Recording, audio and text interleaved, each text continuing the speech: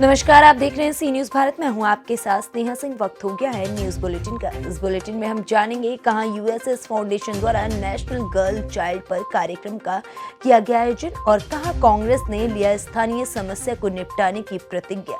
ऐसी तमाम खबरों पर विस्तार से करेंगे चर्चा, तो चलिए शुरू करते हैं खबरों का सिलसिला। आज उत्तर प्रदेश दिवस का आयोजन वर्तमान समय में लागू आदर्श आचार संहिता एवं कोविड-19 प्रोटोकॉल का पालन करते हुए आयोजित किया गया। आजादी का अमृत महोत्सव एवं चौरी चौरा शताब्दी समारोह की थीम पर आयोजित उत्तर प्रदेश दिवस का आयोजन जनपद अंबेडकर नगर की लोहिया भवन में किया गया। कार्यक्रम के आयोजन के दौरान जनपद के विभिन्न विद्यालयों के छात्र छात्राओं द्वारा सांस्कृतिक कार्यक्रम किया गया। एक जनपद एक उत्पाद के अंतर्गत अनेक शिल्पी कर्मकार द्वारा शिल्प कला की प्रदर्शनी एवं सहायता समूहों के माध्यम से यूपी के स्टारर पर आधारित प्रदर्शनी लगाई गई। अंबेडकर नगर से सीनू संवाददाता अजय कुमार उपाध्याय की रिपोर्ट। सरला वेयर हाउस के पास मिले अज्ञात शव की आज शिनाख्त सूरज पुत्र विष्णु जाटव उम्र 25 वर्षीय निवासी इटायल थाना देहात के रूप में हुई है।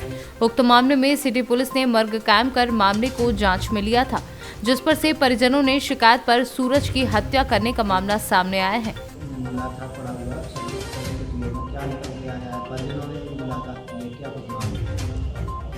परसों रात में शारदा वेयर हाउस के पास एक व्यक्ति इसके सिर में चोट थी, वो मिला था। 108 जो वाहन है, एम्बुलेंस वाहन, वो उसे हॉस्पिटल लेके आया था, डबरा सिविल अस्पताल, जहाँ से उसे रेफर किया गया और रेफर में उसकी मृत्यु हुई। इसका पीएम ग्वालियर में उसका पीएम हुआ जेएच, इसके परिजन थाने पर उपस्थित हुए हैं और परिजन की जो प्रारंभिक जानकारी है उसमें उसके सिर में चोटें। डबरा से सीनू संवाददाता ओम बाबू प्रजापति की रिपोर्ट। बीएसएफ एकेडमी टेकनपुर में 2021 के कार्यकाल को लेकर एक प्रेस कॉन्फ्रेंस आयोजित की गई। इस प्रेस कॉन्फ्रेंस में मुख्य रूप से बीएसएफ की ज्वाइंट डायरेक्टर जितेंद्र सिंह ओबरॉय द्वारा पत्रकारों से चर्चा कर बीएसएफ के 1 वर्ष के कार्यकाल और जवानों के कठिन परिश्रम से ट्रेनिंग देने सहित अन्य आयोजनों को लेकर जानकारी दी गई। सबसे पहले तो ग्वालियर वासियों को और पूरे देशवासियों को 73rd रिपब्लिक डे की बीएसएफ की तरफ से हार्दिक शुभकामनाएं। इस प्रेस कॉन्फ्रेंस का जो मेन मकसद ही यही है कि हम अपने गणतंत्र दिवस को मनाते हुए आपको बीएसएफ अकादमी की गतिविधियों से वाकिफ कराएं। जैसे आपको जानते हैं कि बीएसएफ एकेडमी का जो मेन मकसद यहाँ पे ऑफिसर्स को ट्रेन करना, सब इंस्पेक्टर्स को ट्रेन करना है और उसकी ट्रेनिंग के लिए जो भी यहाँ पे एक कैपेबल टीम्स हैं वो अवेलेबल हैं और उस टीम्स में 1 साल का जो इस कठिन परिश्रम के बाद में इन ऑफिसर्स को और एसओस को तैयार किया जाता है। सर, किस तरीके की ट्रेनिंग्स यहाँ पर चलती है? डबरा से सीनू संवाददाता ओम बाबू प्रजापति की रिपोर्ट। खबर बिहार के कैमूर जिले से है, जहां आज बबुआ के सरदार वल्लभ भाई पटेल कॉलेज के परिसर में सरदार पटेल की प्रतिमा के सामने रंगोली उत्सव का कार्यक्रम आयोजित किया गया, जिसमें महाविद्यालय के छात्राओं ने भाग लेकर रंगोली बनाई। ये कार्यक्रम आजादी के अमृत महोत्सव और नेशनल गर्ल चाइल्ड के दिन पूरे भारत में 50 स्थानों पर भागीदारी टीम रंगोली कार्यक्रम का सजावट कर रही है। आजादी के अमृत महोत्सव प्रगतिशील भारत के 75 साल और इसके लोगों, संस्कृति और उपलब्धियों के गौरवशाली इतिहास का उत्सव मनाने के लिए भारत सरकार की एक पहल है। इस दिन को हर साल राष्ट्रीय बालिका दिवस के रूप में मनाया जाता है और इस वर्ष दिन को यादगार बनाने के लिए आजादी का अमृत महोत्सव समारोह के तहत राष्ट्रव्यापी कार्यक्रम के तौर पर बालिकाओं के लिए उत्सव का आयोजन किया गया। ये मैंने करवा रहा है और मेरा नाम सुनील पटेल है और यूएसएस फाउंडेशन के तहत मैंने एक एनजीओ के तहत ये करवा रहे हैं, वो जो कि रंगोली उत्सव सरदार वल्लभ भाई पटेल प्रतिमा के सामने ये हम लोग करवाने का आज अथी किए हैं। उसके बाद ये भली भांति सक्सेसफुल हो जाए तो उसके बाद हम लोग एक उच्च महिला बाल विकास मंत्रालय तक इसको पहुंचाने की मुकाम है।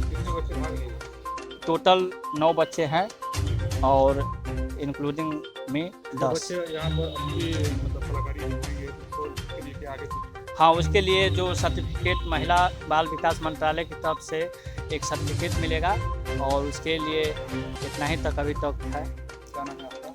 मेरा नाम सुनील पटेल है।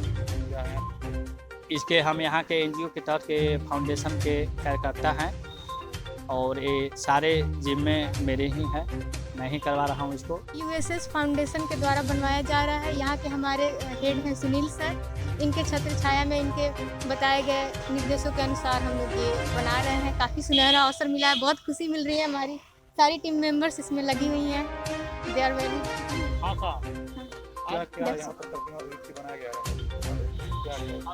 ये बालिका दिवस के अवसर पे है सर। इसमें भारत माता भी हैं और यहाँ हाँ, और वो लड़कियों के लिए ही है सब। ये हमारी संस्कृति को दर्शाया गया है। यहाँ पे भरतनाट्यम और वो वहाँ पढ़ती हुई लड़की हैं और उधर एक डॉक्टर हैं। जिस तरह से कोविड में मतलब नेशनल डे है, इसलिए हम लोग इसलिए हम लोग रंगोली बना रहे हैं।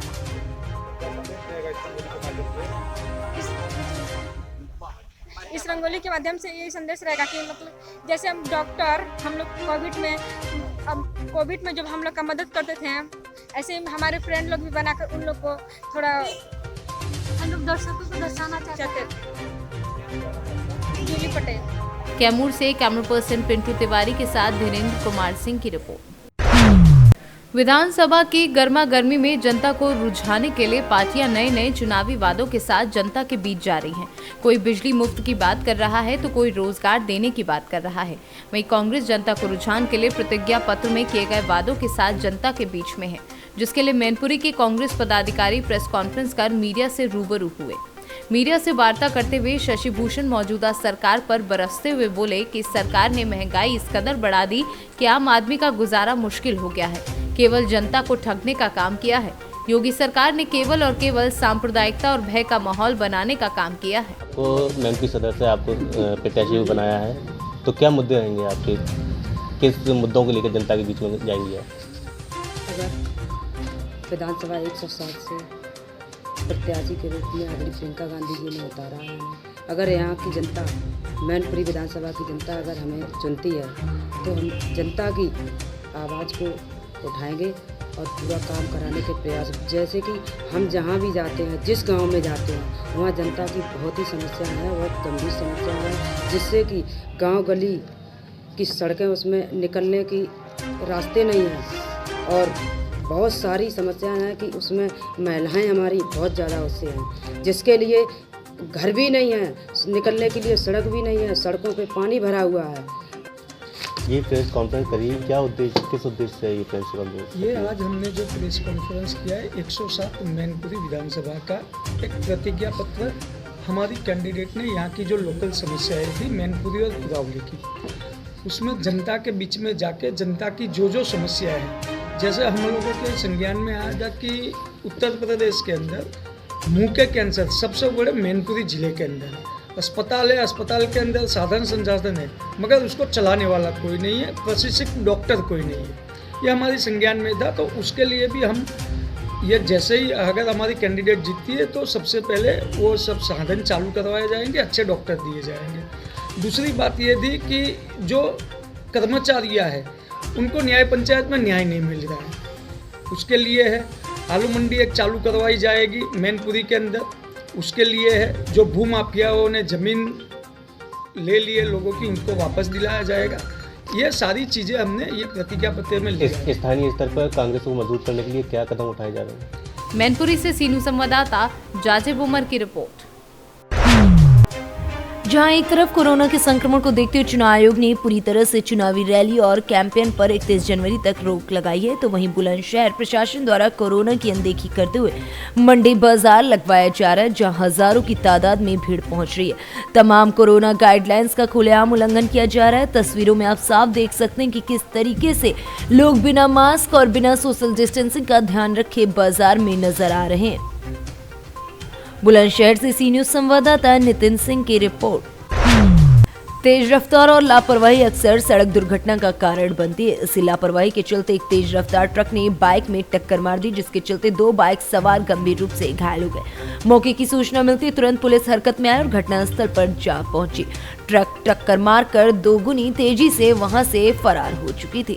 दरअसल मामला कुरावाली के बाईपास का है, जहां मैनपुरी से लौट रहे शुभम कुमार पुत्र राजेश कुमार उम्र 22 वर्ष और सौरभ पुत्र वीरेश सिंह उम्र 21 वर्ष निवासी ग्राम उदयपुर हार खतकानी अपने गांव लौट रहे थे। कुरावली बाईपास से गुजरते समय एक तेज रफ्तार ट्रक ने टक्कर मार दी, जिससे दोनों बाइक सवार जीटी रोड के किनारे जा गिरे और गंभीर रूप से घायल हो गए। स्थानीय लोगों की सहायता से दोनों गंभीरों को सीएचसी पर भर्ती कराया गया। डॉक्टर अब्दुल कादिर ने दोनों का उपचार किया।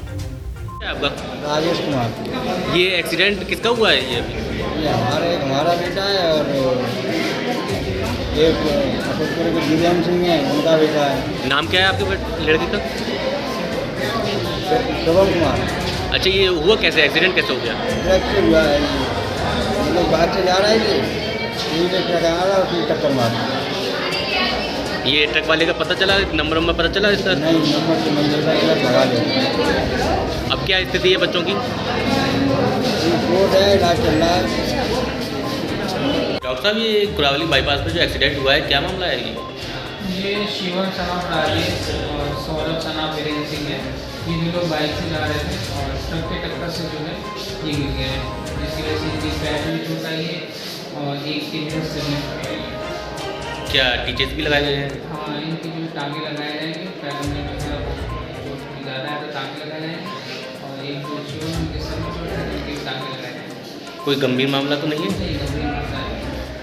क्या ट्रीटमेंट चल रहा है उनका? हाँ, ट्रीटमेंट चल रहा है, ट्रीटमेंट करके छुट्टी कर दिया जाएगा। मैनपुरी से सी न्यूज संवाददाता जाजिब उमर की रिपोर्ट।